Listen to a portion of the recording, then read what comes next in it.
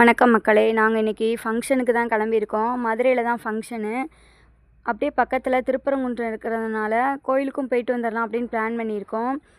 கோயிலுக்கு போயிட்டு அப்புறம் ஃபங்க்ஷன் அட்டன் பண்ணிவிட்டு டிமார்ட் போகலான்னு பிளான் பண்ணியிருக்கோம் ஃப்ரெண்ட்ஸ். இன்றைக்கி பிள்ளைங்களுக்கு லாஸ்ட்டு எக்ஸாம் இருக்குது, அதனால் அவங்க ஸ்கூலுக்கு போயிட்டாங்க. நாங்கள் மதுரைனாலே வண்டியிலே கிளம்பிடுவோம்.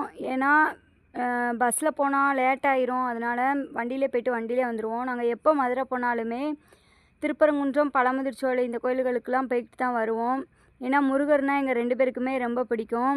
இன்றைக்கி சஷ்டியும் கூட, அதனால் கோயிலுக்கு போயிட்டு வந்துடலாம் அப்படின்னு பிளான் பண்ணியிருக்கோம். நாங்கள் போன வாரம் பழனி போயிருந்தோம், இந்த வாரம் திருப்பரங்குன்றம். எங்களுக்கே ரொம்ப சந்தோஷமாக இருக்குது. இந்த மாதிரி வாய்ப்பெலாம் நிறையா பேருக்கு கிடைக்காது, எங்களுக்கு கிடச்சிருக்கு. எங்கள் சேனல் பிடிச்சிருந்தா சப்ஸ்கிரைப் பண்ணிக்கோங்க, சப்போர்ட் பண்ணுங்கள். இப்போ திருப்பரங்குன்றம் கோயிலுக்கு ஊருக்கு வந்துட்டோம். கோயில் வரப்போகுது. கோயிலுக்குள்ளே பரவாயில்லாமல் கூட்டம் இருந்துச்சு. நாங்கள் உள்ளே போய் சாமி கும்பிட்டுட்டு கீழே வந்து பிரசாதம் எல்லாமே வாங்கிட்டு கீழே வந்துட்டோம். நான் எப்போயுமே கீழே வந்து தான் விளக்கேற்றுவேன். நான் சஷ்டினாலே முருகனுக்கு விளக்கேற்றிடுவேன். எங்கள் ஊர் கோயிலுக்கு 2 தீபம் போடுவேன். இங்கே திருப்பரங்குன்றனால நான் 6 தீபம் தான் போட்டேன். இங்கே குரங்கு எல்லாமே உள்ளே இருந்துச்சு, நல்லா இருந்துச்சு பார்க்குறதுக்கு.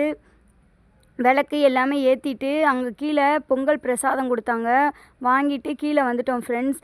நிறையா பேருக்கு இந்த மாதிரி பெரிய பெரிய தலங்களுக்கெலாம் போக வாய்ப்பு கிடைக்காது. உங்களுக்கு எப்படின்னு கமெண்டில் சொல்லுங்கள் ஃப்ரெண்ட்ஸ்.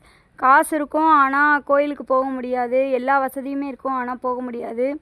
ஆனால் எங்களுக்கு கிடச்சிருக்கு, எங்களுக்கு ரொம்ப சந்தோஷமாக இருக்குது. இன்றைக்கி சஷ்டியும் கூட, அதனால் நாங்கள் ரொம்ப சந்தோஷமாக இருக்கோம்.